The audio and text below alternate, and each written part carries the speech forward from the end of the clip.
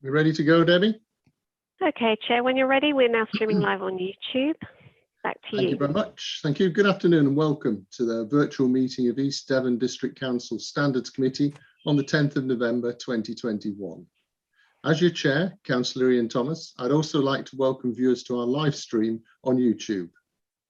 Could I remind everyone that due to concerns relating to COVID risk, our council has delegated much of its decision-making authority to senior members for the period to the 17th of January 2022.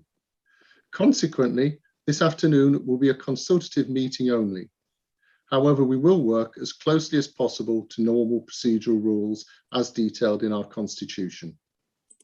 Where this meeting would normally decide a matter, it will now make recommendation to a senior officer. That officer will take our recommendation into account when making their decision. May I remind colleagues that the Code of Conduct applies throughout the meeting. We reserve the right to disconnect any disruptive participant. If there's a break in internet connection or a power cut, please bear with us as we try to reconnect. Should we not be successful within 15 minutes, we'll consider the meeting adjourned and reconvene at a later stage. If you wish to speak at any point, please raise your yellow electronic hand and wait to be called. We will now start the meeting with a roll call of committee members. Over to you, Debbie, please. Thank you, Chair. I'll start with you, please. Councillor Thomas. Present. Thank you. Councillor Barrow. Present. Thank you. Thank you. Councillor Gardner. Present. Thank you. Councillor Johns. I don't see Councillor Johns online. Councillor Loudon, please. Present, Debbie, thanks. Thank you. Councillor Rylance. Present. Thank you. I've had apologies from Councillor Twist, so we'll move on to Councillor Bob Nelson. I don't see you've joined us. Councillor Pauline Stott. Present. Thank you. Thank you, Pauline. Diana Kerr, do not see with us. Pat Coulter. Present. Thank you. Martin Goscombe, please. Present. Thank you, Martin. And finally, Robert Wood, please. Present. Thank you, Robert. Back to you, Chair. Your quorate today. Thank you very much, Debbie. Oh, please, we quorate. Hurrah. Public speaking, agenda item number 1. I've got no members of the public registers to speak. Item agenda 2, minutes of the previous meeting held on the 14th of September 2021. If anyone wishes to comment on these minutes, could you please raise your electronic hand? I've got Martin. Martin. Yes, there was just one point of clarification at the bottom of the first page of the minutes. There's a bullet that talks about the Standards Working Group also undertaking a review of the Employee Code of Conduct, which the committee agreed to and asked the monitoring officer to action. And I was just wondering whether Henry could give an update. Yeah. Henry? I can do. So nothing's happened as of yet. In terms of the work streams, which that will form part of, the member officer protocols ahead of it in the queue, which the working group, the standards working group, are picking up. So that's the next piece of work I'm doing, and the employee one will follow on from that. Okay, thank you. Thank you, Henry. Thank you for that, Martin. In the absence of any further comments, I've got no more yellow hands. I'll assume we agree to recommend the minutes for approval. Everybody comfortable with that? Thank you very much. Item 3 is apologies. We've heard from Councillor Twist. Do we have any other apologies, please, Debbie? None that I'm aware of, Chair. Okay, item 4, declarations of interest. Could you do a swift roll call, please? If anybody, members of the committee, have got any interest they wish to declare, and if they could identify whether that's personal or prejudicial and which item it refers to. Thank you very much. Okay, would it be easier, Chair, if I ask for any member who wishes to make a declaration to raise their hand? I think Henry would be very pleased with the seconds that would save. Please do, yes.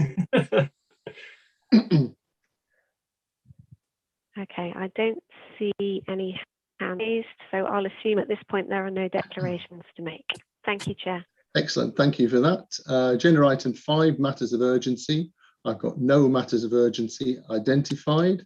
Agenda item 6, confidential exempt items. There are no confidential or exempt items which officers have recommended should be dealt with in this way. And it's now agenda item 7, members code of conduct. That's pages 5 to 36 of your hymn sheets. I'll pass the ball over to Henry. So thank you, Chair. Members, I take as read that you've read the report, but just by way of brief introduction for anybody who has been watching online, it's the working group who have been tasked with reviewing the East Devon District Council Members Code of Conduct against the Local Government Association Model Code of Conduct has met 3 times in August and twice in October to do that piece of work. Essentially, this report is the culmination of that, and the 2 appendices that are attached to the report. One of which is the document that is recommended members consider in terms of a new code of conduct, and the other document, I'm afraid the appendices were the wrong way around, but the other document is the compare right document the working group worked through in terms of identifying the differences and the outcomes of those discussions and how that featured in the final draft of the document. So essentially, the key question for members this afternoon will be whether or not the committee wants to recommend to council that the code of conduct that is appended or a variation of it is recommended for adoption.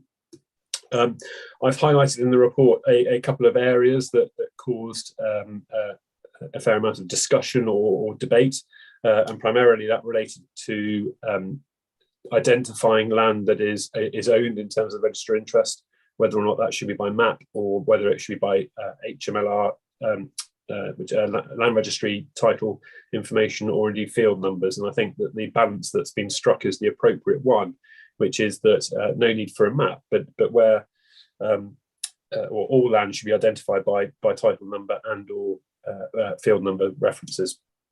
A next point that was sort of a fair amount of debate related to declarations of interest, essentially, and what I would term the reintroduction of a personal and prejudicial category that sits between the DPI requirements and the personal interest, which is the regime we currently operate under. It reintroduces a personal and prejudicial category, which effectively precludes members from being involved in matters where it directly relates to or affects their own interests, which are not registered, in terms of financial or well-being, but also those of close associates and relatives.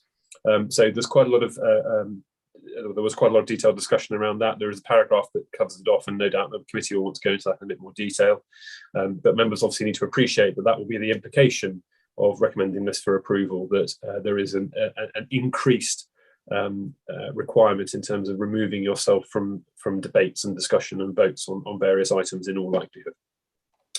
And then the final aspect, which members just need to think about, is the granting of dispensation. So under the Localism Act and the code as it currently exists, where members have a disclosable pecuniary interest in an item, there are circumstances in which dispensations can be granted for that allows members to carry on and be involved in the debate and the discussion. And there are 5 of them detailed in the report. And there is a split between who authorises those or who can authorise those. There's 2 that sit with me, and the remaining 3 sit with the Standards Committee. There's no equivalence in terms of granting dispensations for these other interests where you're going to have to remove yourself from meetings, but the LGA guidance recommends that the equivalent arrangements from the Localism Act are carried over. And so members just need to make sure that they're comfortable with that, and also that the split in decision making is acceptable to you. So that's sort of the code of conduct aspect dealt with, but it's probably worth just touching on a couple of other points. Firstly, that there's been no sort of wider stakeholder engagement in this process. To my mind, actually, I'm not sure there's a huge amount of benefit to that. And the reason I say it is because each town and parish has to adopt its own, it doesn't have to, has the choice whether to adopt its own code of conduct or whether it relies on us as the principal authority, whether it relies on ours. So actually, any town or parish that doesn't agree with the district council decision does have the opportunity to adopt its own. So in light of what is a fairly tight time frame, in my mind, to bring in a holistic approach to the code of conduct, bearing in mind that December's council will also be considering the changes to the code of conduct complaint process in December as well. And I'm advocating that if members are minded on a code of conduct, to recommend a revised code of conduct, that they all go through together in December. In light of those timescales, my recommendation is that you proceed with any recommendations you want to make, and obviously in notifying the towns and parishes after the event that we are adopting a new code. Obviously, it can invite them to adopt that if they want to, or indeed they can consider adopting their own. On the whole, most towns and parishes have adopted ours in the past. There are a few who haven't, and as time's gone on, there's been a sort of divergence. As ours has been updated, not every town and parish has followed. So it's actually a timely, it's timely in that sense that actually towns and parishes probably ought to be asked to consider that, as a matter of course anyway. I think that's probably all I need to say at this time, but obviously I'm happy to take any questions there may be. Thank you, Chair. Thank you, Henry. I've got a number of yellow hands at the moment. First, I've got Councillor Miller. Paul. Thank you very much, Chair. Firstly, I attended all of the working group meetings, not as a member, but as an interested councillor, and just wanted to thank Henry for everything he's done in getting this report here. Has taken a lot of work, I think, and a lot of debate in the working group. One issue I'd like to propose, albeit from outside of the committee, is that actually not necessarily stakeholder engagement with town and parishes, but we have a public consultation with the residents of the district. And the reason I say that is a threefold. Number one, it's what has been happening recently in Parliament, and the fact that standards in public life is currently an issue that a lot of people are very engaged with, and locally in the past it's been a key issue of debate and concern. So that's my first reason. Secondly, other councils who are in the stage of adopting the new LGA revised code of conduct are also consulting the public. So I think it's important that we do too, if other councils are. And thirdly, often the whole code of conduct is based on what a reasonable member of the public would expect from us. That's often the test of whether a councillor has breached the code of conduct. So in that respect, to me, it would seem strange if we didn't go out to the public. There are certain issues as well which I would be keen to see what members of the public thought about. For example, in the working group, there was a debate over the threshold on gifts and hospitality, and the current proposal is to move from £25 to £50. Personally, I disagree, but I would be interested to, if such a question was posed in a short-running public consultation, what members of the public would think about that. So those would be my points. And as for any negative consequences of what I'm suggesting do, there would be obviously there would be a delay in putting this new code of conduct into place and confirming it, so it wouldn't be able to come to December Council, which is Henry's intention. But I just think it's an important principle to consult the public. I'll be very interested in what the committee and other members, especially the independent members of this committee, think about that, because I think my final point is that one of the key lessons from the Owen Paterson scandal in Parliament, which I know a lot of people have been following very closely, is that the process there, it really relies upon the view of lay people, members of the public who are on that committee, and that's why I think we should be informed by the public as much as possible. Thanks, Chair. Thank you for that, Paul. Henry, do you want a quick comment on that in terms of the implications of what Paul's suggesting? Before we actually do, I will invite comment from independent members, but I've got a couple. In fact, if Kathy, if it's all right with you, I'll do that straight after Henry's comment so that we get continuity. Is that? Yeah, because Kathy was next. Sorry, Councillor Gardner was next. Henry. Yeah, I mean, I can see the attractiveness of doing it. I think so. Some of the difficulties will be in terms of structuring the consultation that goes out. I mean, this is it's not a particularly easy document on the one hand. It is a model code that's just been adopted by the LGA and on the back of the recommendation from the Committee for Standards in Public Life. So I think, in a sense, what does one hope to achieve from the consultation? I think if it's in terms of the threshold for financial contributions, I know that was just one example, but if it is solely those kind of things, and then understandably, that's okay. I think if one's going to ask, is it appropriate that we should have obligations around courtesy and respect, for example, I think you're in a dangerous territory of opening up and inviting the negative that will make it difficult to meet any expectations in that regard, bearing in mind the work that's already gone into the model code. So I think if it's to do a relatively nuanced exercise, then that's okay. Well, but then one needs to trade that off against the desire, arguably internally at least, to have in place a new model code brought in at the same time as the revised arrangements for handling with complaints. So I think there's a trade-off and a balance that needs to be struck. Ultimately, it's for you, for members, to decide that. I'm very happy that we do. I say very happy. If committee decide that they want to do a consultation exercise, then of course that will happen. It will delay, I would have thought. I think you will be heading more towards now the annual council in 22 than any earlier than that. Just by the time we get this up and running and done, because I think the consultation itself will take a little bit of time to work out exactly what you want to go out and ask. By the time you've done that, gone out for usually 6 to 8 weeks, isn't it, that you might go out for? I just think realistically, by the time it comes back, you're looking at May 22, probably the annual for a revised code. Okay, just to sort of clarify, in terms of degrees of communication, degrees of engagement, recognising the difference between when consultation implies some expectation of change, depending on what the consultee's response is, whereas informing them obviously doesn't. So I think, is there an argument for picking up on Henry's approach, Paul, that to actually look at doing an information, actually informing the public in the large measure of what's the same in the LGA elements, but actually picking up any that we're talking about departing from the LGA recommendation, for example. Yeah.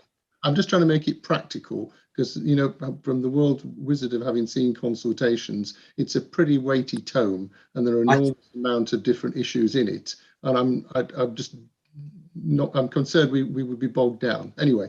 Chair, if I may, just very quickly, the devil's in the detail in terms of how the public consultation, whether it will work or not. If you were to just send out the entire code of conduct in its entirety and say to the public, just tell us what you think, that probably wouldn't attract any responses. I'm not suggesting we do that. Right, I'm suggesting there are particular aspects, such as the threshold on gifts and hospitality. There are one or two others that I think I do believe if it went out to public consultation, there would be responses, and it might guide what the final outcome is in terms of the proposal. That is what I'm suggesting. Okay, no, thank you for that clarification, because I was concerned that what you were advocating potentially was sending the whole lot out, and I think that would be of limited value and actually not a... Anyway, sorry, Martin, you've nodded at some and shook your head at others, so I invite you to speak, please. Yeah, I think I'm quite warm to the sense that there should be some effort made to seek views from the public and from other people. I think the main reason in my mind is I'm driven by the LGA themselves. The best practice document that's attached to the model code is quite clear in stating that the code of conduct should be reviewed each year. Well, we're just in the process of doing that. And that we should regularly seek, where possible, the views of the public, community organisations and neighbouring authorities. And to be honest, I appreciate it would be nice to move it forward with more haste, but it does seem right to follow the best practice that the LGA has published. But I do think it's quite right to focus on a few points of detail where we honestly believe that the public and other parties will have some helpful contribution to make in informing the ultimate shape of the document without opening it up completely to a free-for-all. So I can see there is a middle way. Okay, no, thanks for that. I'm pleased we're actually in accord. Councillor Gardner, Kathy. Sorry, finding the mute button. I'm really pleased that these changes have been proposed, because certainly, as Paul Miller said, you know, that this issue is under a lot of public scrutiny at the moment, and quite rightly. I think two issues that Henry knows have caused a lot of heartache in recent years have been the issue of land ownership, and also the relationships between people and whether those interests should be declared or not. And I would hope that this refinement of the code makes judging those situations easier, because let's face it, councillors are pretty, I think, know what they should be declaring and what they shouldn't. That isn't really the issue. I think we all know that if you wouldn't tell somebody in the street about something, then it's not correct. Or if you feel that, well, I don't really want to mention that in a meeting, I'll just keep quiet. That's not right. We know that. But what's difficult is for Henry, if a complaint is made and the code is a bit vague, then judging whether there's been a breach or not is quite difficult, because there isn't anything to refer to. So one of the most important things we've got here by refining this, particularly with land ownership and relationships, should be to make the job of the monitoring officer more straightforward. Because if the code says what you should or should not do, then you can judge against that. There is a point in there about land ownership, though, where it does use the word should give field numbers or whatever. Are we sure that's strong enough? Because it only says should. Now, this is an opinion. I don't know the answer. Henry, I'd perhaps comment on this. I think it is quite easy to identify land. You can use field numbers. You can, these days at the moment anyway, use what 3 words. Go and stand on the land and get you what 3 words reference. If you want to be transparent about what you own, then it's pretty easy to do that. But if we put in words like should, don't have to do it, but you should do it, is that firm enough? That's my only thought, really. And I hope that the monitoring officer's job will be more straightforward now these extra requirements are made clear to everybody. And I think it is a good idea for the public to know that we've done this, particularly at the moment. I think it's a good thing to say we have a code of conduct. It is clear what people should be disclosing. And if anybody has any concerns, then they should raise it. If you're in a planning meeting and you're not sure about ownership of land or relationships and things like that, then it's acceptable for councillors to question, not in an accusing way, but it is okay to say, can we just confirm X, Y, and Z, just to make sure that everything is clear. So I think that's another important point for everybody really to remember. And thanks everybody to the work that was done on this. Thank you very much. Yes, I mean, obviously, thanks to the working group who put an enormous amount of effort into this and were so good at it, they've got another job to do in relation to the relationship between members and officers. Next, I've got Councillor Arnott. Paul. Thank you very much, Chair. Can I say how gorgeous you're looking today and all that pink? It's extraordinary. It was extraordinary. Right, so I'd like to, and thank you for allowing me to speak as not a member of this committee. I think Kathy, her point about should and must there is very interesting indeed. And I'd be very interested in the answer to that. I'm a must fan. And the second question I've got, and forgive me if I'm getting lost across the appendices, but do we still retain in these proposals a must for declaration of membership of Masonic lodges? So I'm not one. You may all be surprised to know I haven't been invited to join a lodge, but it's very clear on our current ROI that you should declare if you are, and that's fair enough. I'm just wondering if it's still in there, given that we're mixing and matching the LGA and our previous one. Thank you, Chair. Thank you very much. Sorry, I was just scribbling some notes down there to make sure we didn't miss any bits out. Henry, would you like to comment on that now? I can pick up both bits. So the land interest bit, it says when completing the register of interest, councillors should provide sufficient information to properly describe the land and also provide HMLR title numbers or field numbers to enable the land to be identified. So I think there's a disconnect between the should, which is reflective of where we are. You should be saying, you should be identifying it properly. but I think the requirement to provide the title details and the field numbers is absolute. So, I mean, it's semantics in a sense. It shall provide. It would be fine. I mean, it's it's information sufficient to identify the land is given, but the and means you must give field numbers and or title numbers to enable that identification to be supported. I think the problem with things like what 3 words, you would type in what 3 words and you get a grid square, don't you? It doesn't necessarily identify the extent, and unless you're putting lots of unless you're putting lots of what 3 words down, it's going to be quite difficult. So I know concerns were raised, but frankly, the title numbers and or field numbers to me is just perfectly acceptable for people to then go to the land registry or go to DEFRA's site or wherever it happens to be able to identify the land that is covered, because they are defined by boundaries, essentially, those 2 pieces of information. That's the key, is being able to enable somebody to go and identify the extent of the land. So are we, just to avoid any confusion or remove any confusion, are we actually then saying that we're comfortable that it, as presented, it does actually satisfy the requirement, or are we saying that we should replace should with shall? I'm happy with either. I think it is fine, but if you want to put shall in there, there's no problem, because that's that bit anyway. I'm just trying to nail a few bits down, Henry, as we go along, so we don't drift off. Yeah, and as far as the requirement for Freemasons, for example, or lodges, whatever, those kind of things, no is the answer. No, it doesn't. The other registrable interests that are currently what you have there beyond the DPIs does not include that, and the decision was that it should be the model code version. So they're not there. Chair, may I come back after, if with your permission, just further to Mr. Gordon? On the basis, I'm trying to keep it to relevant subjects, Paul, but if it's on the same matter, if you come back quickly, that would be super. Thank you very much. Thank you, Chair, for helping clarify the shall there. So I think we'd be making a huge mistake, particularly in light of the gentleman who we had to strip alderman status from the other day and his well-known connections.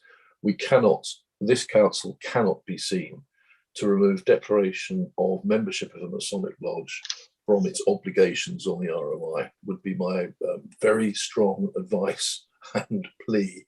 And if there's a way in which you can get that back in, I'd be very grateful. It could be good for the council's reputation. The story otherwise is council decides that Masons no longer need to declare membership. Thank you, Chair. Yeah. Henry, if we were minded to reinstate that, is that a reasonably straightforward amend? I believe it is, isn't it? Because it only relates to 1 paragraph. Yeah, I think so. You just add a bullet point 4 into the table. I'm just trying to have a quick look at what the current wording actually is for it, but I don't think that would be problematic. Okay, could I then just do a quick straw poll of visible hands or whatever? Does any members in favour of reintroducing the Freemasonry? This is members of the committee, please. Members of the committee, thank you, Paul. Nice try. Members of the committee who are in favour of doing that. Hang on, my windows are jumping around. It looks to be unanimous to me from committee members, so that's resolved. Thank you for that. And also in terms of the should and shall, my view with that is that actually it's covered off as it is, so I'm not concerned about the shall. Could any of those who agree with that, please? No, we got some dissent there. Okay, all those against. Hang on, Ian. Sorry. I'm trying to press me buttons and get my hands going, and I'm pressing the wrong buttons. So I'm not in dissent. I took it down from the last one, and I'm trying to. Right. Okay, there we go. No worries. Right. So just a quick show in terms of then the number of those that would prefer the shall be introduced. So can I just work out who you're actually asking? I'm asking committee members only. Okay, so Councillor Skinner's not a member of the committee. No. I'm aware of that. He tries this sort of thing now and again, Henry. You know, we have to keep your eye on him. So these are for the shall votes, yeah. So we've got 1, 2, three for the shalls and 2 for the shoulds. This was my recollection. So on that basis, the shalls have it. So that's another bit covered off. Just to cover off the other one that we just, that all those in favour of doing a practical version of the public consultation as suggested by the LGA, on covering the items particularly that were highlighted. All those in favour of that, roughly, please. Quick. Committee members only, please. And against? No, well, that looks like a 3-0 to me. So we've got that limited public consultation as well. Have we covered off all the bits, the small individual items that were raised so far? Are you comfortable? Yeah, you know what, Henry? Well, I've got concerns over the public consultation, not in the sense of doing it, but understanding what scope it is I'm supposed to be going out on, because at the moment, there's a lot in there, and what is actually want to go out and ask the questions on, bearing in mind what you said, that obviously consultation, has particular implications, that it has to come back to this to hear and listen and have regards to what has been said in it, and obviously that will then inform your final decisions on what the recommendation will be to council. So I think you're in danger of, and this had nothing to do with cricket, but you're in danger of spending a long time today going through it and actually identifying what areas you want to go through to, I would suggest. So it may well be, acknowledging we're going to be heading in towards May 22 anyway now, that this is possibly referred back to the working group for it to consider what should be forming part of the public consultation exercise. Okay, are we, so right, we'll go with the green ticks now, just for a bit of variety. I would propose from the chair that all those are in favour of going back to, referring it back to the working group to formalise what scope the public consultation should take. All those in favour, please, with your green ticks. Any against with your red crosses? Can I suggest you might, and really this is the working group and Councillor Ragg, who obviously chairs, but the committee may wish to suggest that the independent rep, the town and parish reps, and possibly the independent persons are invited too, because obviously it's all part and parcel of the work that they do. And although they haven't been involved in the working group today, I think that issue is probably one that they should be informed and help inform the working group on. Yep, that's a sensible suggestion, Henry, but I think that's a sensible way of covering that item for the purpose of today, because it is a major item with so many different aspects within it that could take us, as you say, all afternoon if we needed to, and I'm not actually sure we'd come to a conclusion then. So we're all happy we've done that. Debbie, could you take the ticks down, please, for me? Okay, next. I can, Chair, but there's a danger now I'm going to lose some hands. Oh, we don't want to lose the hands. Sorry, I thought the ticks were separate. I haven't got a choice. All right, well, I've got... So bear in mind. I've got Robert, Eleanor and John on the hands. So if you want to remove them now, Okay. that should do it. Thank you. I'll clear that. Yep. Thank you very much, Chair. Robert, over to you. Thank you, Chair. Was just two things. Firstly, on the subject of going out to consultation, I mean, if the LGA guidance is to review annually, and given that a consultation now would delay matters by 6 months, so halfway into that annual cycle, I wonder whether an alternative approach might be to not go out to consultation at this stage, but to undertake to go out as part of the next annual review. And also that may pick up any changes that come out as a result of national machinations currently going through Parliament and queries and things that are being played out there. Was just one humble suggestion. But my actual query was the code of conduct doesn't appear anywhere, and it may be my lack of knowledge on other regulations that apply, Henry, to criminal convictions. There seems no requirement to disclose either unspent or freshly acquired criminal convictions anywhere in the code of conduct. And I found that quite surprising. I mean, I'm sure one would become aware of them if a serving councillor were to be convicted. The press would ensure that you knew about them, but it seems strange that there doesn't appear to be any requirement there to to declare those things. Yeah, Henry. Yeah, so just picking up the first point about the consultation, obviously, I presume, Chair, the idea will be at the end that the committee take a sort of en bloc vote on the straw polls that would have happened throughout the meeting. So obviously that, oh, sorry, it was so the comments that Mr. Woods just made obviously can be taken into account in that. But the issue of the annual review, this conversation has happened within the committee previously, following the Committee for Standards in Public Life report, and that regular review came out of that committee. The annual review happens as a matter of course because it happens through the adoption of the Constitution. But it's probably not the review people are thinking of in that sense. But obviously, if something happens that needs to be updated or amended, that forms part of the adoption of the Constitution each year.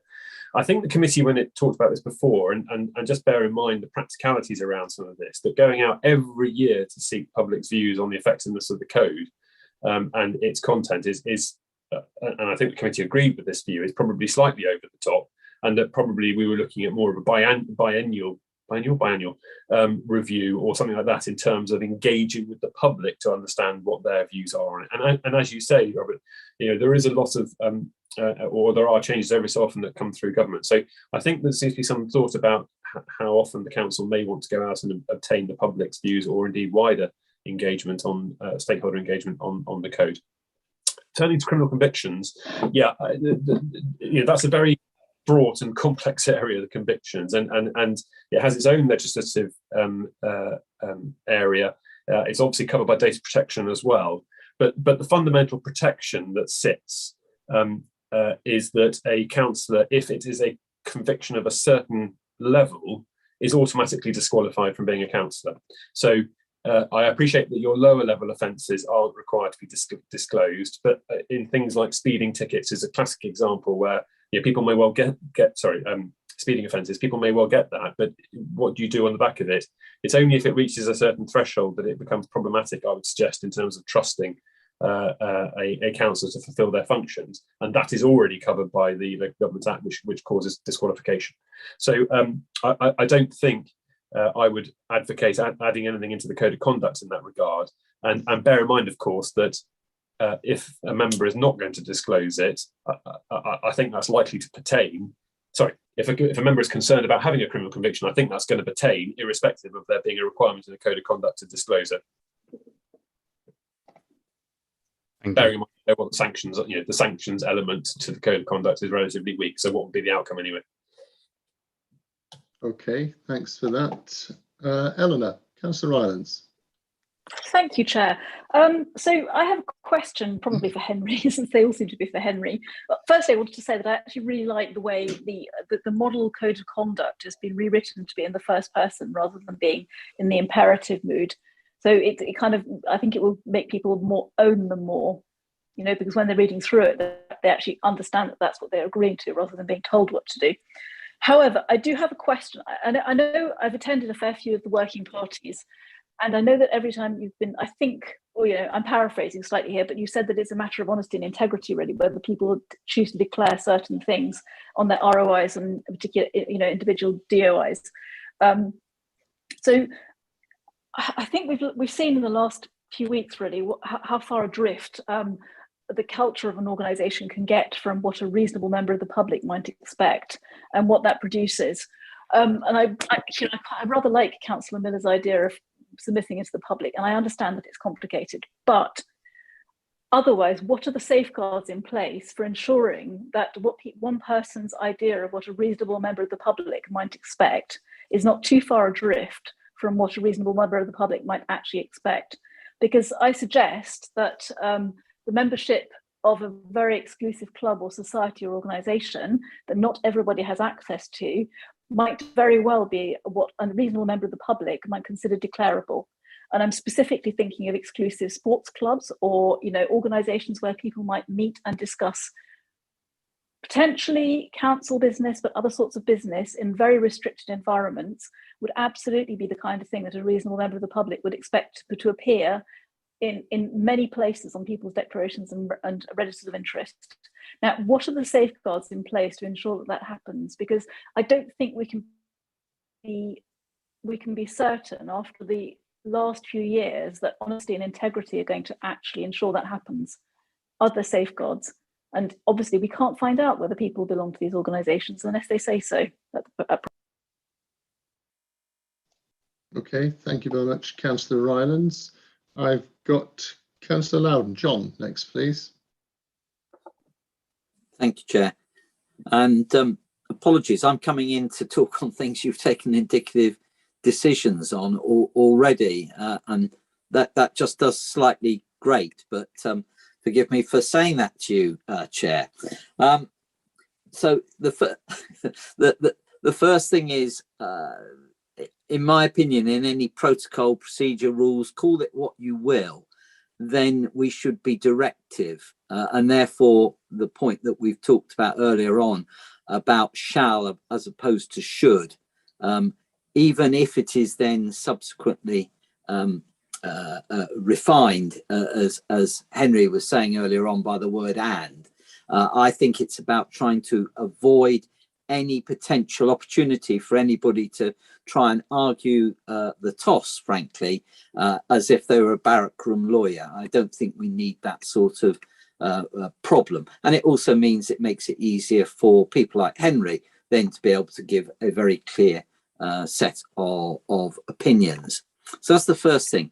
The second thing is this whole issue of consultation. And whilst I voted in principle for the consultation, I very much understand and have some sympathies with what Robert expressed earlier on. Sorry, that's my car in the garage. They were ringing me. I've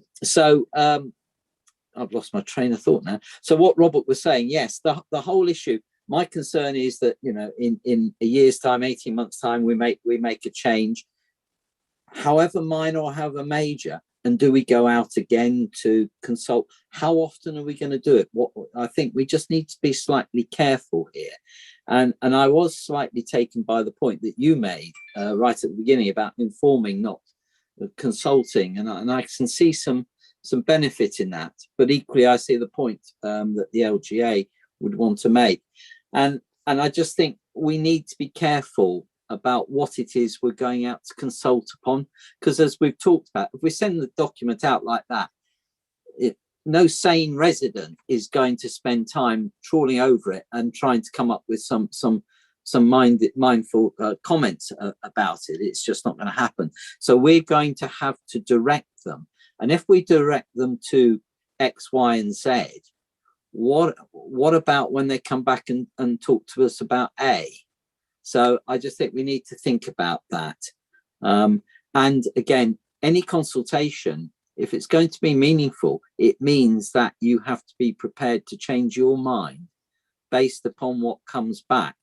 And my anxiety is something like this, which is fairly niche, frankly. This is not about, you know, how many times are we going to empty the bins, which, you know, I would guess most residents will be most concerned about.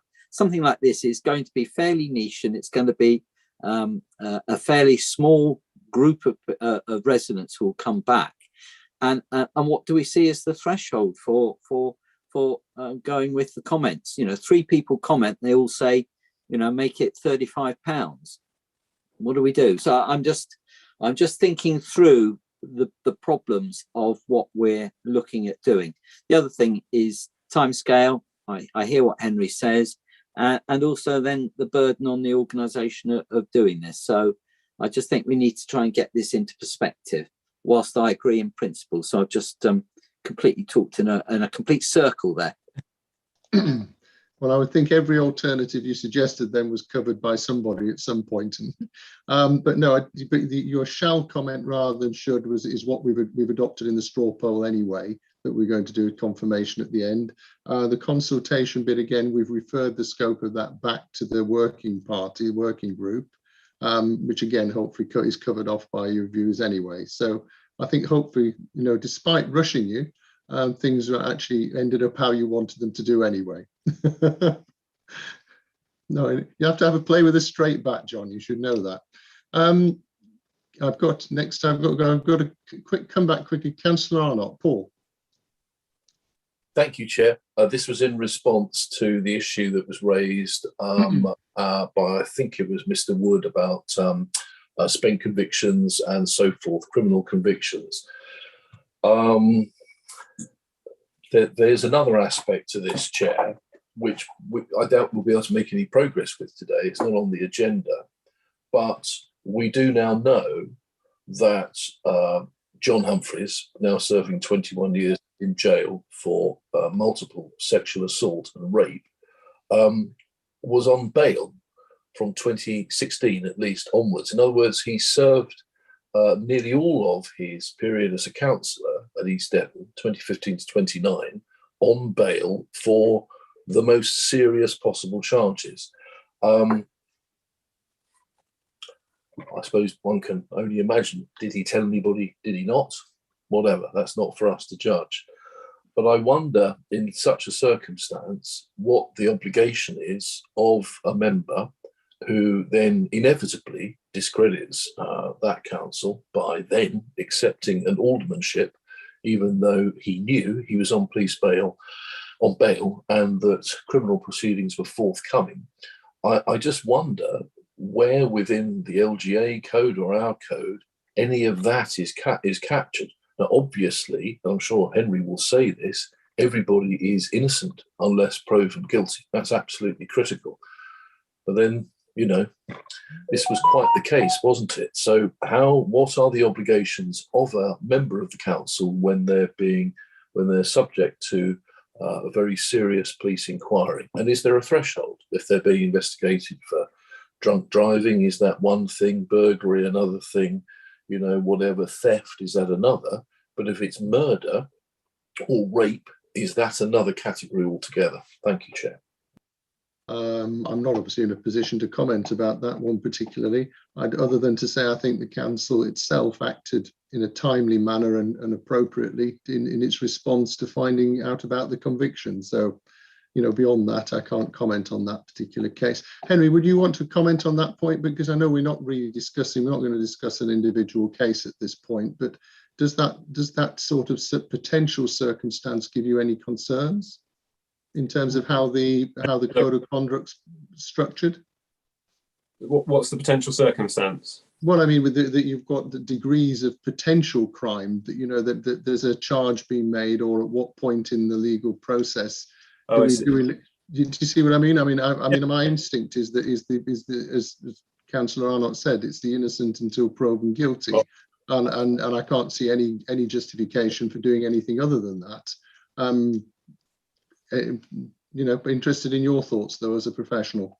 Yeah, well, I mean, that is, as Councillor Arnott knows, because it's not the first time this conversation has happened in a sense, but yeah, that is my view, that you are innocent until proven guilty, and effectively what would be potentially deemed as arguably show trial prior to that, through a code of conduct type thing is inappropriate.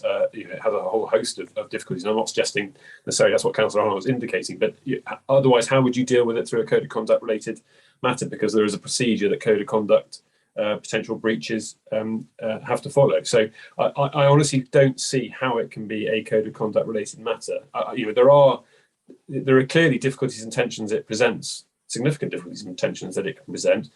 Not least as where would a threshold sit?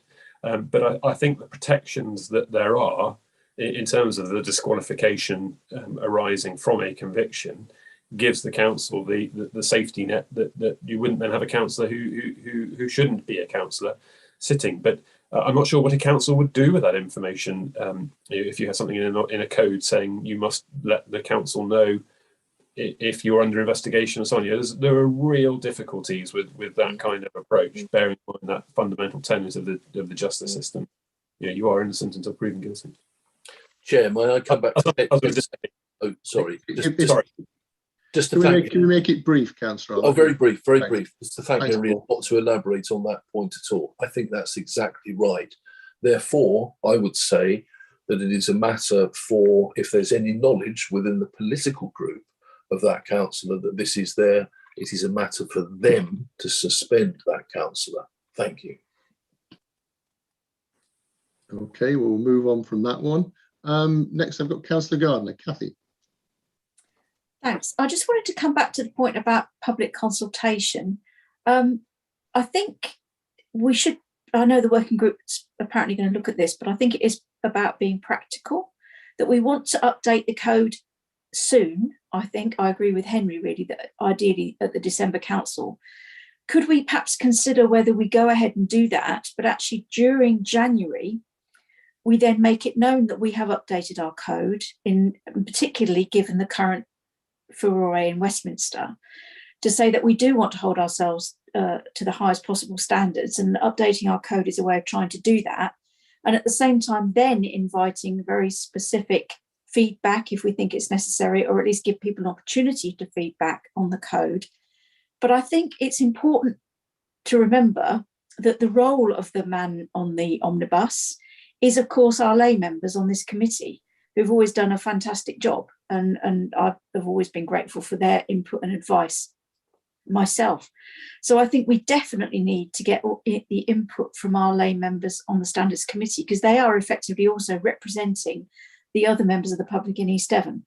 So I don't think we should think that we have to consult everybody in East Devon and take the views of one or two people that respond to that, but very much take the views of our lay members and our non-district council members as well, as to whether this is correct. So I think there's a medium ground between doing a full consultation, which might take ages and perhaps not give particularly useful feedback, but using the input that we've already got sitting around the table and telling the public, of course, press release or whatever, that this is something that council takes really seriously and we've updated our code. It might seem very boring, but I think some people might see how important it is in the light of the headlines. Thank you for that, Councillor Gardner. I mean, I think that comes back to the point, though, of whether we're actually consulting by way of informing the public, or whether we're actually sincerely consulting and engaging with them with an expectation that what they say will have any immediate impact. So, Martin, you've put your hand up, and on the basis you commented earlier, would you like to come back? I think this is difficult, but in the interest of openness and transparency, it must surely be appropriate to seek views from the public and from neighbouring, along the lines that the LGA is suggesting, rather than just press ahead and update the code and then ask whether the public have some views about it. It's surely far more inclusive, more honest and more transparent if we seek some views. And I've said previously that it seems wise to focus those quite in a focused way, rather than opening it up for a free-for-all. But surely that is more transparent and more inclusive than just running ahead when we don't actually need to. There's no absolute imperative to bring this in for agreement in December. I think it's a nice to do, but it's not an imperative. But it would look better and be better if those who are being asked to comment and give views feel that they're commenting on a decision yet to be taken, rather than on a decision already taken. Thank you very much for that, Martin. We'll park that one for a second. If anybody else is going to speak on that subject, I've got Councillor Skinner, please, next. Well, it's actually related to there's two issues, and one issue I wanted to speak about, but I think Henry brought over the issue on innocent until proven guilty, and not being specific about any particular case. And I think it's important that we don't be specific about any particular case. We're talking about policy and how we're moving forward and maybe changing it in better ways. But the innocent till proven guilty, I absolutely hold close to my heart. I think that's absolutely right and defined in our democracy that we live. But at the same time, if somebody was on bail, and the innocent till proven guilty, of course, is they could come out the other side of bail, and of course they could be absolutely innocent, and we know that. But standing as a councillor with bail pending is quite a difficult, I think, negotiation about how you become representative of people, depending on, of course, what that particular offence may be. So I think I will just leave it to that, if you don't mind, Chair. But it was discussed, but I actually think Councillor Arnott had a lot of good points to make, and I think he was trying to get to that sort of same ground that in some ways it's right, absolutely, innocent till proven guilty, but in another way, when you're on bail, there's something quite tingy about it that you tend to think, do you still have all the same facilities at hand when there's something, obviously, if you're on bail, there's something at risk. That's the first thing. The second thing regarding the issue of going out to public consultation, I will say that when I first started this debate with Councillor Miller, I was very much opposed to that. I always believe leadership has always come from leadership, and you make the leadership, you go forward. As the debate has gone on, and as I've sat there and as I've molded over in my own mind, I'm also getting to the place whereby I'm thinking to myself, well, do you know what? In some respects, if there is this so-called public interest in what might be or seem to be interest within the public, us as councillors, and the way that we are projected and the way we handle ourselves through a code of conduct and through the compliance process, then in actual fact, I think to myself, do you know what? In some ways, going out to public consultation actually is something I'm warming to more and more. So my first stance of sort of why would we doing that, we should lead to actually warming up to the idea about where people are, because in actual fact, all that we've heard is some members saying everybody's interested around, and it was discussed earlier about the Owen Patterson deal. It's like all these things, there's always a lot more to it than whatever we perceived, and all that we've heard is from the press, and of course we know that they want to line it in a certain way, whatever that's going to be. So we need to get to the bottom of that, and there we got Geoffrey Cox and all that's coming forward, and I think, you know, we need to get to the bottom of that. But I think it tends to get all a bit slimy in some respects. I would like to think to myself that actually, if I were in a position to vote, and I do apologise for earlier, I got a little bit carried away, Chair, through thinking to myself I needed to respond to this, and I had my head in that space. But in the particular instance regarding going to public consultation, I think actually there's a lot of merit in that. Now, one of the issues that raised, which I think Councillor Loudon made a very, very good point, was saying it's almost like as if we have a concept in our minds that what we want to do. We'll go out to public consultation. And I think the point, Councillor Loudon, and please give Councillor Loudon the ability to come back if I've misjudged what he said, is that if you then don't like what the public have said, are we then going to make the judgment call and going along with what the public think and debating it that way, even though we as councillors may not necessarily as a whole agree with what's come forward and how we have that discussion? And I think it opens up a totally, I'm not saying can of worms. I don't think it's a can of worms. It is a discussion. So if we do decide to go forward in the way of public consultation, then that must be embraced wholly and fully. And what comes forward, and I'm not talking about 2 people respond out of I don't know, 5,000 or whatever, but I'm talking about if numbers come back and there is a disinterest in it, or there is whatever, then how do we actually get to that place whereby we can actually make a decision that may not be something that holds with some people within our council? That's an interesting one. And Councillor Loudon put that point over quite well. And I was thinking to myself, that's an interesting one, that one. So it's certainly room for debate, but I am warming to the idea of going to public consultation, I must say. Thank you. Thank you for that, Philip, and thank you for not voting on the other ones. Yeah, and I've got to go now, Chairman. I've got a meeting, but sorry about that. We got that impression with the knock you got on the door a couple of minutes. Thank you very much. You're obviously late. Have a good meeting. Bye-bye. Thank you. Bye. Who have I got next? I've got Councillor Miller to speak, but then what I'd quite like to do, and we seem to have got a number of different areas that I'd like to lump together as part of an amendment to the resolution.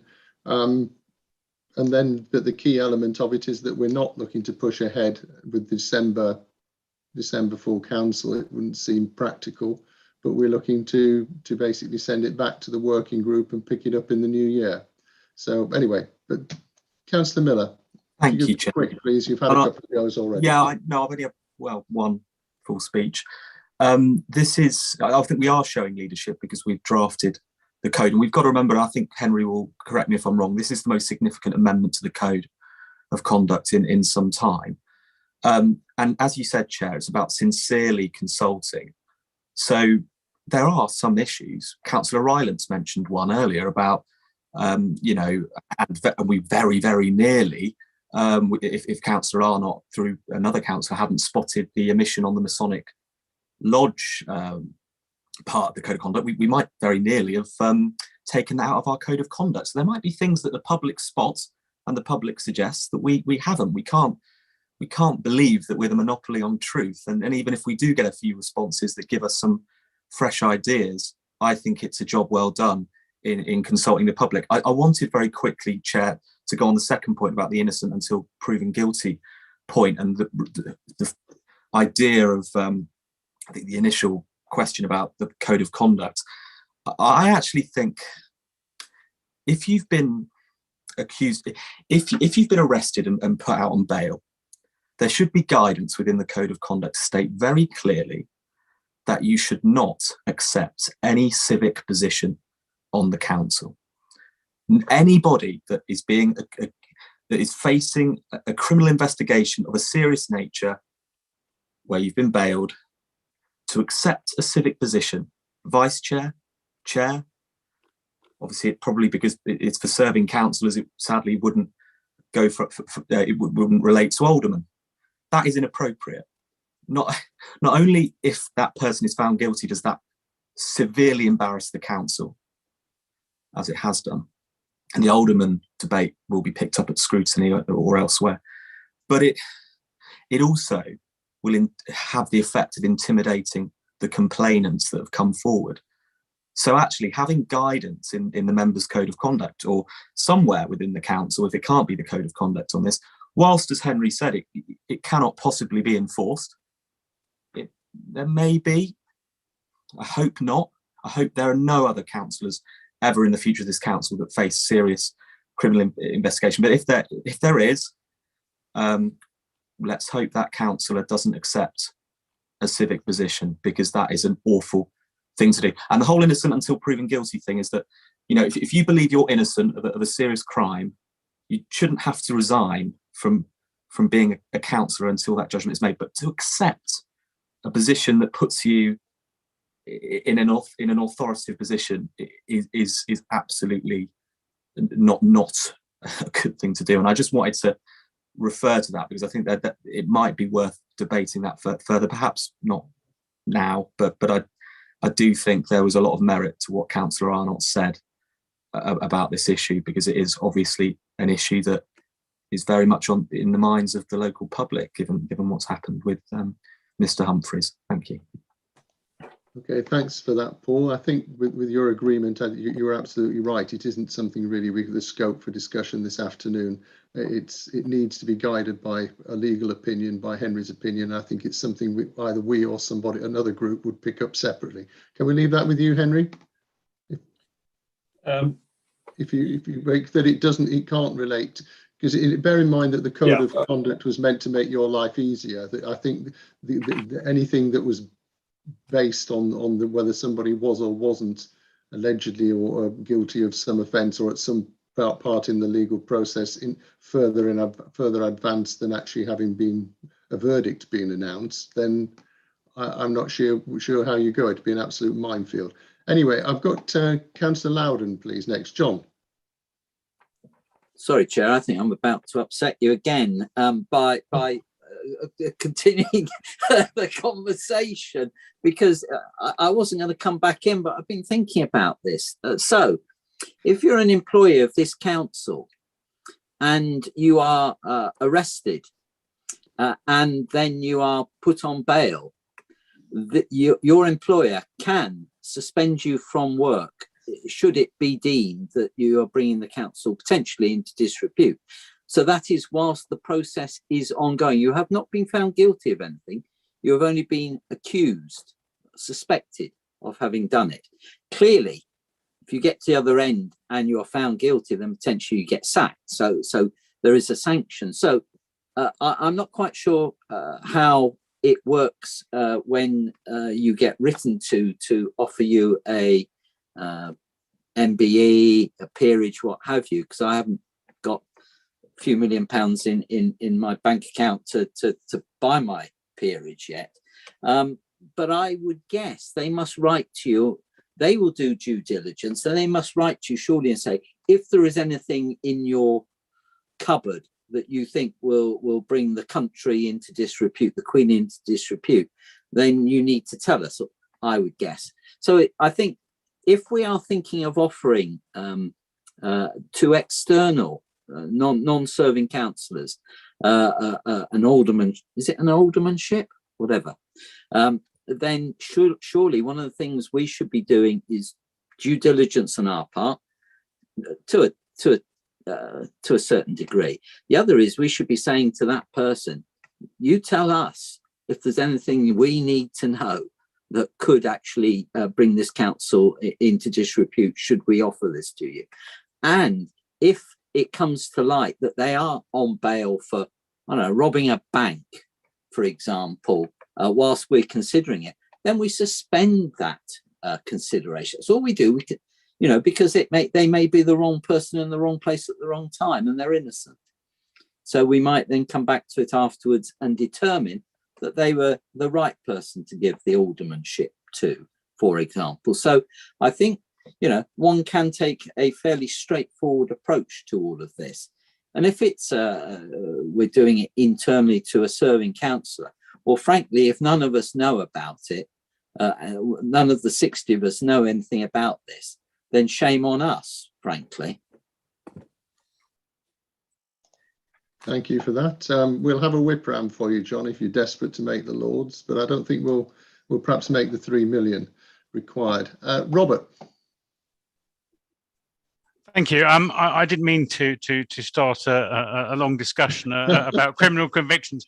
I think the point, having thought of what Henry said, my concern is good policies, good documents are clear and hold all the information in one place.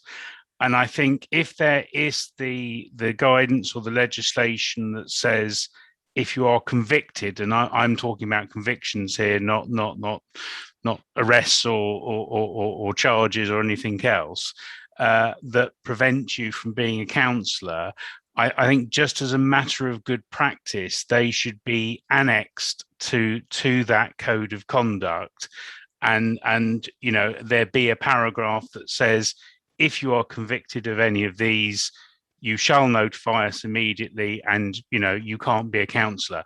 My concern is that you have something that isn't anywhere mentioned in the code of conduct, and I'm sure it's in some paragraph or piece of text that the councillor signs or does at some point. But if a councillor, gets a suspended sentence in Yorkshire for something, and then comes down here, how are you going to know about that apart from the initial CRB check when they become a councillor? But if it happens once they've become a councillor, unless you're redoing CRB checks on a very regular basis, I'm just concerned that the document just doesn't clearly state these things prevent you from being a councillor, and you must notify us if at any point any of them become true. I just thought, for a matter of completeness, it should be there even as an appendix. Thank you very much for that, Robert. Henry, just a quick question from me, if you would. Isn't this covered by legislation in some form? Yeah. I've read it already. I'm trying to think where it was. Wasn't the 72 Act, was it? It's in the 72 Act, so it is already there, and it's absolute. There's no equivocation. If you are relevant offence, that's it. You're disqualified. It's automatic. It just happens. I appreciate the it's a sort of moonlighting, really, isn't it? The councillor might carry on a councillor having been disqualified, but I think the reality of that situation actually occurring is pretty low.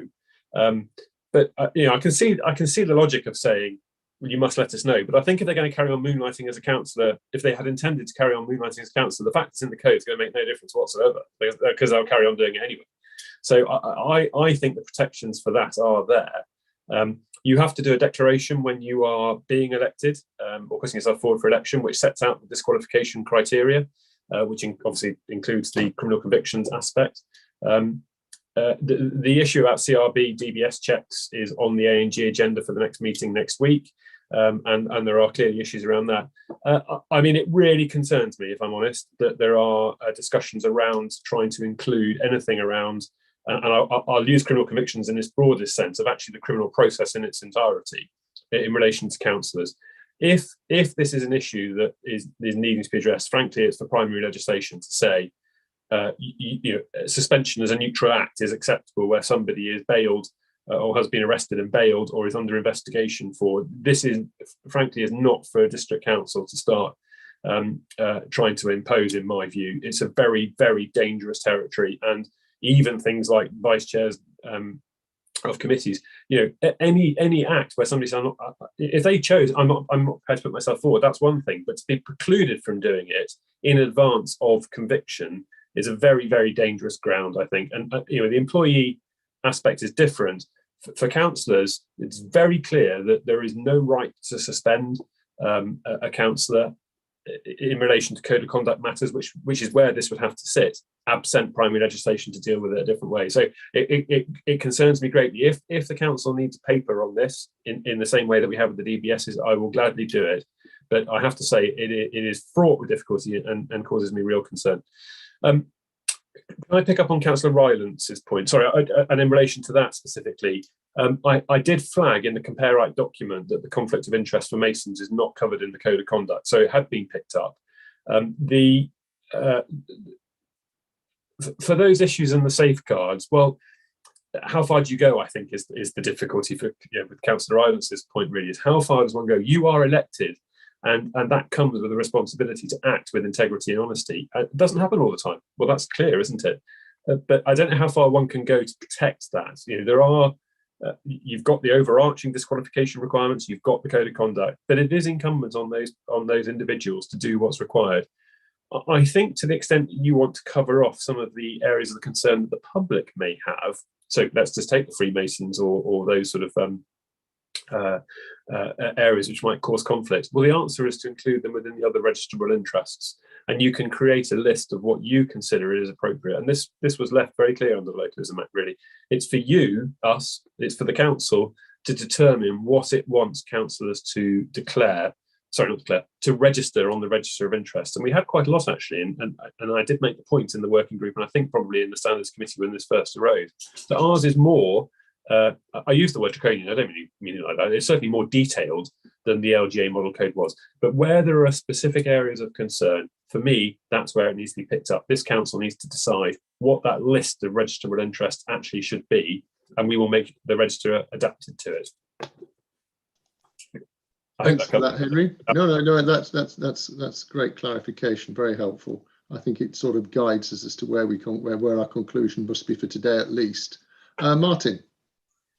Yes, I had just a couple of detailed questions to ask, which I suspect Henry. Have they not been so far? I'm sure you can help. The first is to do with the suggestion to raise the limit on gifts and hospitality from 25 to 50. And I'm conscious that 50 is in line with the LGA model. So I'm slightly nervous, but I can understand where it comes from. But then we've added the suggestion that for cumulative gifts and hospitality, there should be a value set of £100. And I didn't quite understand the logic as to why that was £100 rather than the 50, because it seems more obvious to choose, if you're going to go to 50, then it seems more obvious to choose the 50 for the cumulative amounts. Yeah, it's a difficult, it's I suppose a slightly difficult balance to strike, isn't it? But the point came that in theory you could have somebody who contributed time and time again sums of say £49, and that if that was to happen, you wouldn't have to declare it as a gift or hospitality because it's below the threshold, but actually over time could become quite a cumulative sum and have obviously the unintended or indeed intended consequences of trying to facilitate a particular outcome. So the idea was having a cumulative sum where any contribution that was below the threshold would count if it was from the same donor towards a cumulative threshold. And in the discussions, it was just felt that 100 was about the right limit, bearing in mind 50 as the individual threshold. You could be lower, you could be higher, and that applies to both the individual and the cumulative threshold. The £50 has been debated quite a few times, and indeed through the working group. But the initial discussions were around whether there should be a threshold at all. But that, of course, will cause and I'll use the word bureaucratic nightmare for want of a better expression, but it will cause a real difficulty of if you went to a WI market as a councillor or offered a cup of tea, that's got to be on your register of interest. All those kind of difficulties that are ensued. So that issue of where's the reasonable threshold to sit, we had 25. There were certainly people who felt 25 should remain. Obviously 50 is what's in the LGA code, hence 50. But I think the 150, I think is not an unreasonable, some poor way of saying it. I think it's a reasonable threshold to set, bearing in mind that the cost of things nowadays, actually, you're not going to get much for less than 50, are you really?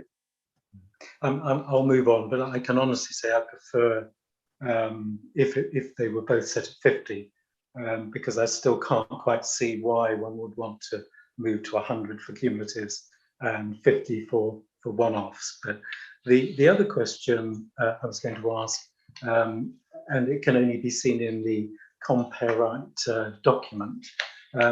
On the penultimate page of that document, there are two elements where the working group decided not to include wording that is in the current Code of Conduct, identified as paragraph 4.1b and 4.1c. Yeah. And I was just trying to understand why those had been, or why the decision had been taken to recommend removing those two items.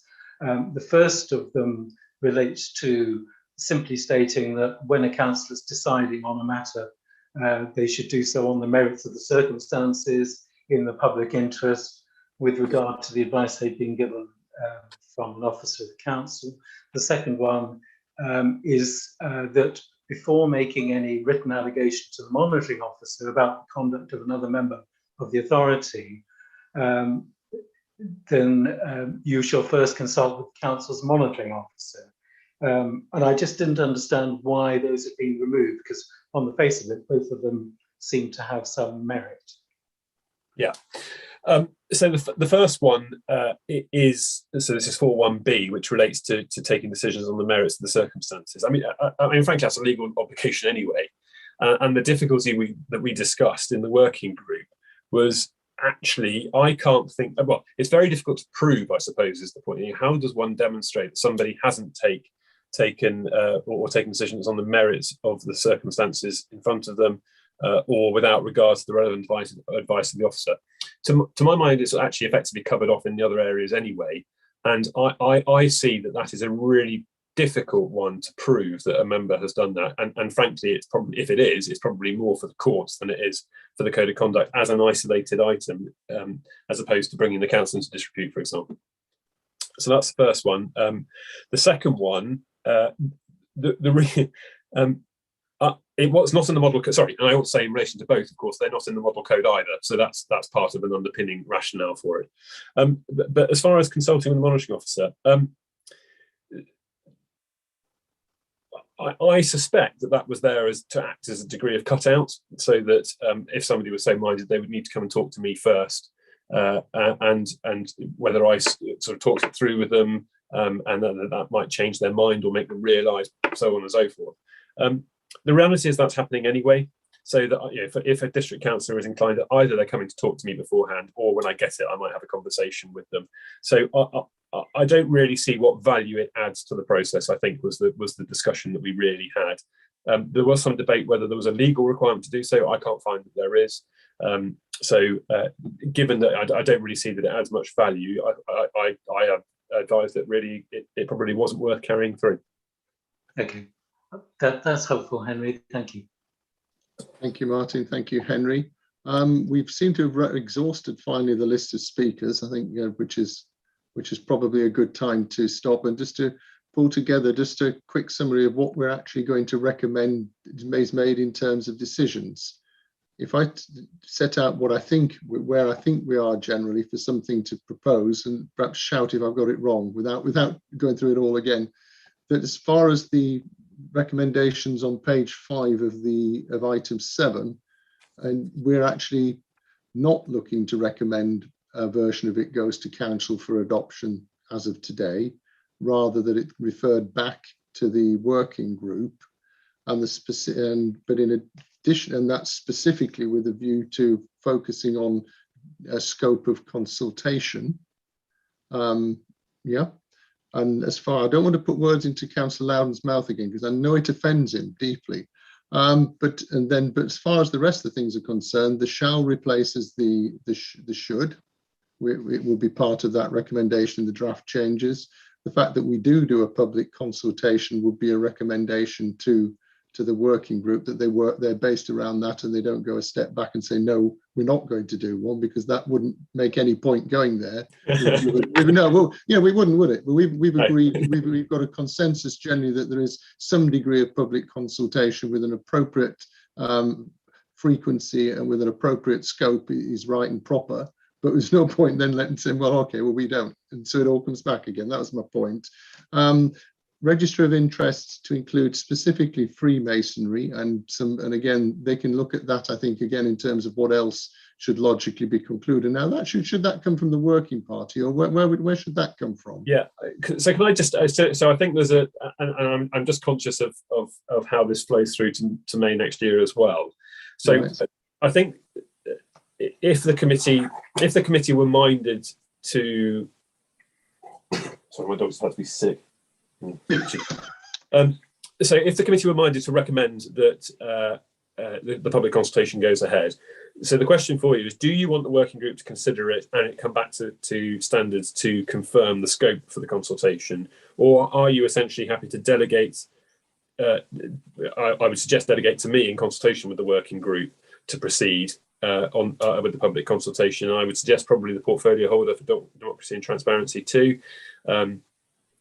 so that we effectively, I can go away from today and we can move that forward rather than having to bring it back, because the next meeting is in January.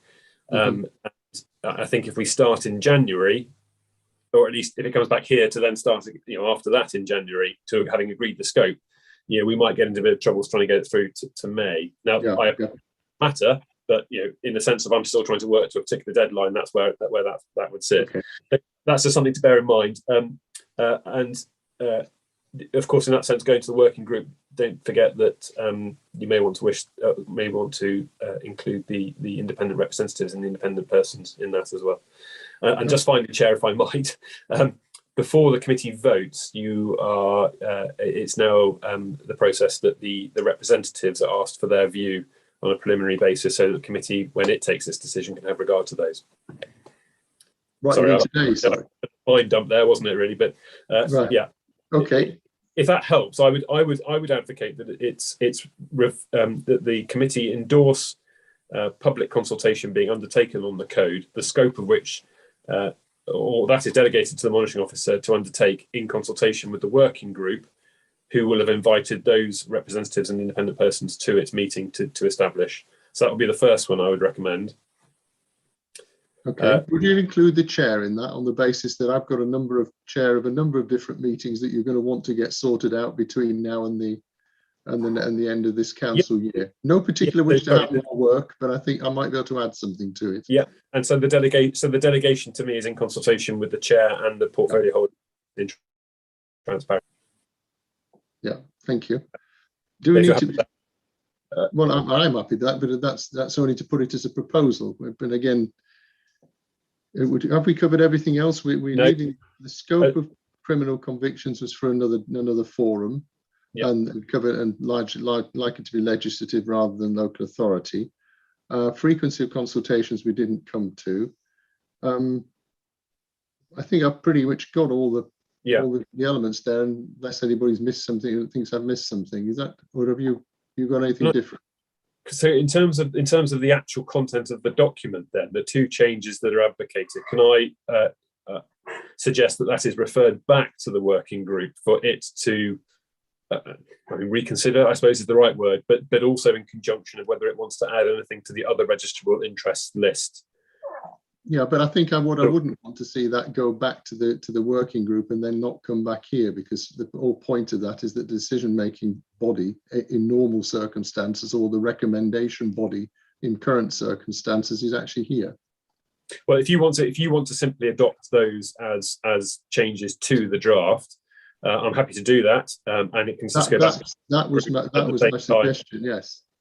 And then the document will just simply go back to the working group at the point at which it's considering what to go out to public consultation on, for it also to consider whether it wants to add anything else to the other registrable interest list. Yeah, well, those are really the two key points that really we're looking for some work from them on. Everything else, really, we should be able to nail down as much as we can in the current circumstances. Yeah, are you comfortable? You understand that? Is everybody comfortable? You understand what's being proposed? That's right. Next thing then, to move from the chair, all those in favour, could you please indicate with you? Yeah, you need to ask the representatives for their views first. Sorry, starting at the top, Robert. I'm in favour of what Henry has just proposed. Thank you very much, Patrick. I'm in favour. I think it's something you must be seen to be doing. But can you also bear in mind the need to think about the other councils who may or may not wish to adopt your code of conduct and the consultation they might want to consider independently? Yes. Pauline. Unmute myself. Yes, I entirely agree. I think these are good proposals. And I also agree with what Pat said, that I think that towns and parishes should also have an input as well. Okay, Martin. Yes, I'm completely happy. Thank you. We like people to be completely happy. I mean, it's definitely welcomed. It'd be even more welcome if Councillor Lauder was ever completely happy, but you know, it's one of those things. Oh, he's happy now. Good. Okay. We've got a few smiles. That's always a good start, good point to go for a vote. Can we have then green ticks from committee members only before Mr. Skinner dives back in and tries to vote again? Red ticks in favour of the recommendation, and red crosses against. Green ticks favour.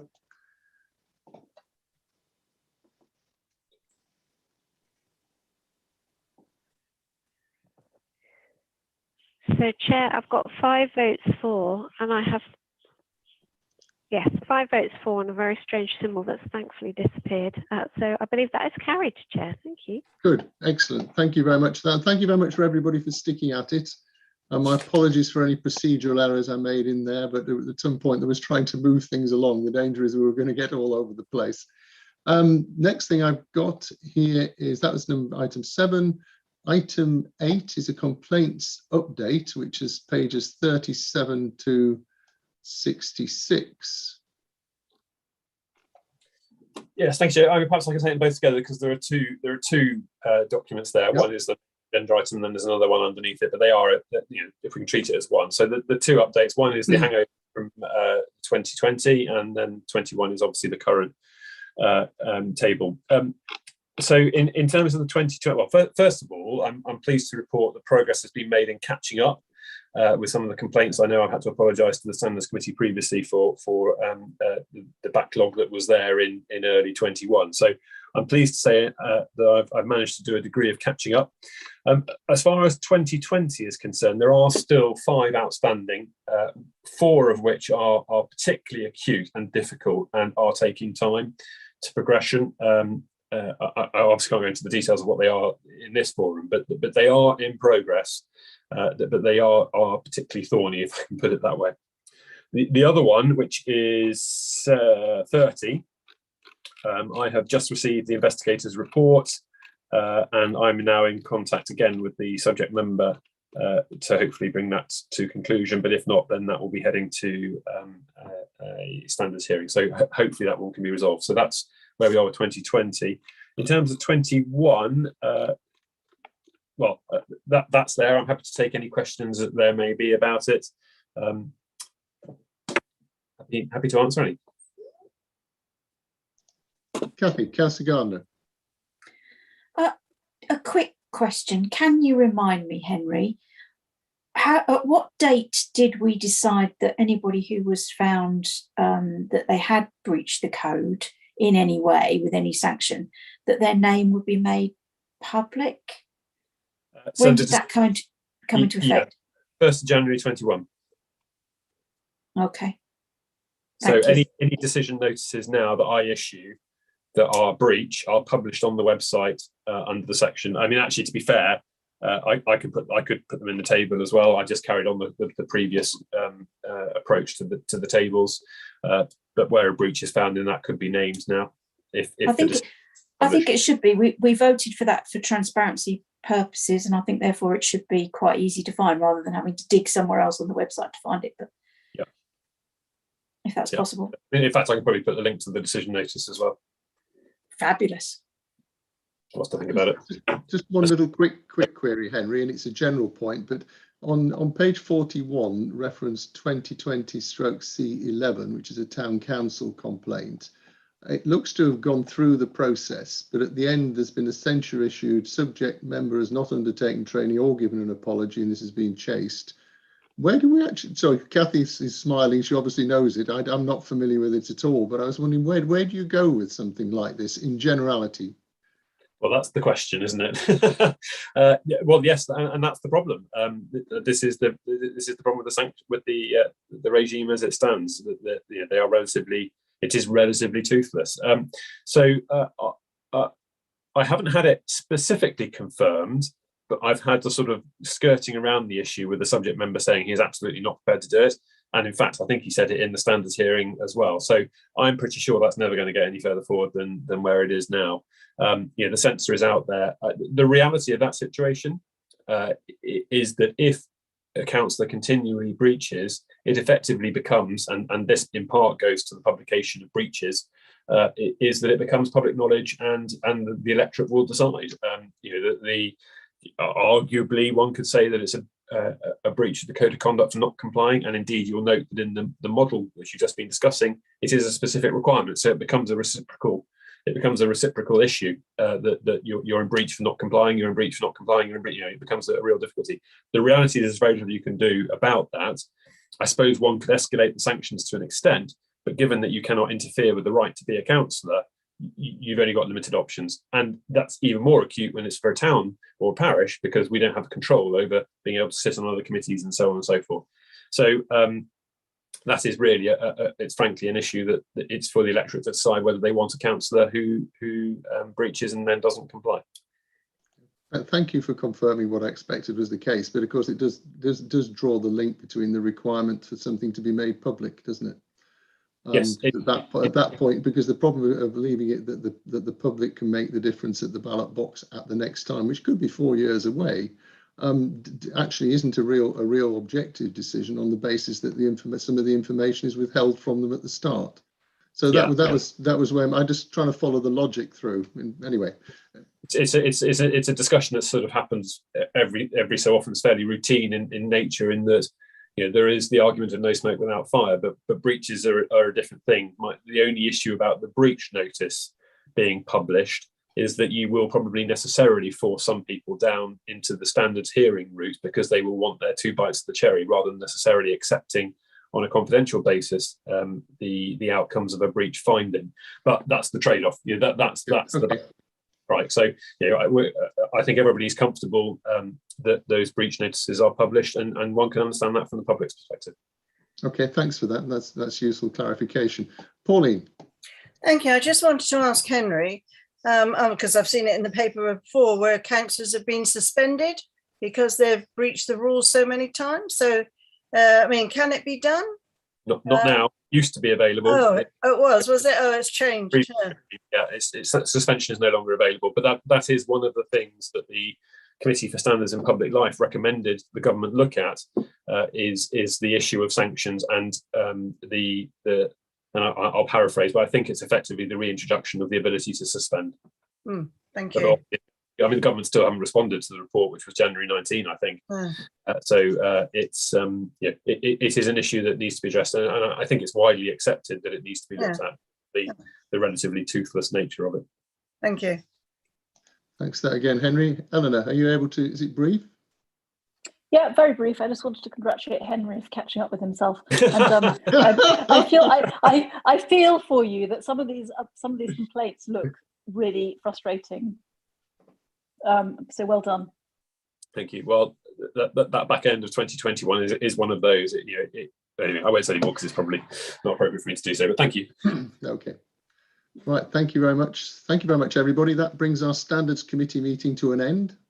I'd like to thank everyone, including members of the public, for their attendance, and particularly, obviously, our independent members.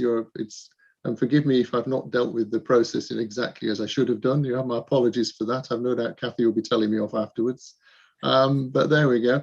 So, but can I remind everybody, and sorry, before I do that, I'd like to actually thank on behalf of all of us, I hope, without dissent, all the members of the Working Party, because actually there was quite a substantial amount of work and wading through those. I attended them as an observer, obviously, because it was going to come here next, but there was some very high quality discussion, some very pertinent points made and quite correctly and appropriately discussed. So it was actually definitely a high point, I think, in our treatment of such things within the council. So, but finally, can I remind everyone that we can still be seen and heard, all of us. Any comments made before our Democratic Services team confirm live streaming and the recording has stopped may be recorded, and no comments about the cricket score. Thank you very much. Okay. Cheers.